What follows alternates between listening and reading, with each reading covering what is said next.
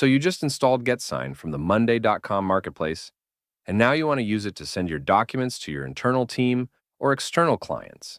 And you're wondering how to do that. In this video, we are going to go through the simple steps that you need to take before you can start sending documents for signature. First, you'll have to install the GetSign item view. When you do that, the first thing you'll see is the template section. In this section, you have two options. You can either use a stored document that you already have on your computer, or you can upload a new template, which will work for all the items on that board when configured once. So I'll go ahead and add a new template. I'll upload a new NDA template that I have. It's a basic one-page NDA document. I've uploaded the document, and now you can see that the document is uploaded. Next, I need to turn on and configure the signature collection section. We can see two options here.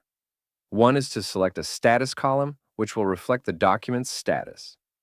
The other is a file column, which will store the signed document after everyone has signed it.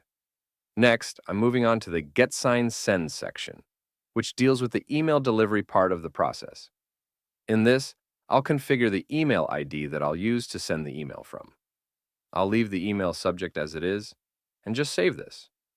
When we do that, we'll be asked to verify our email.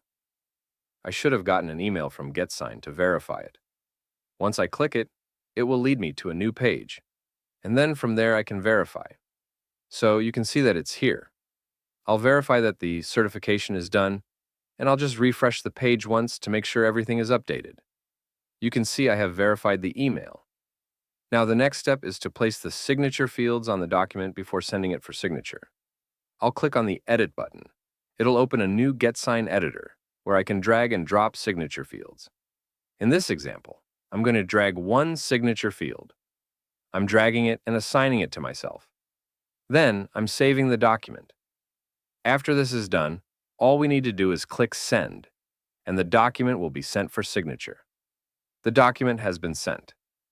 You can see in the document status column that the status is reflected. I must have gotten an email asking for a signature. As you can see, I have received an email to review and sign the document.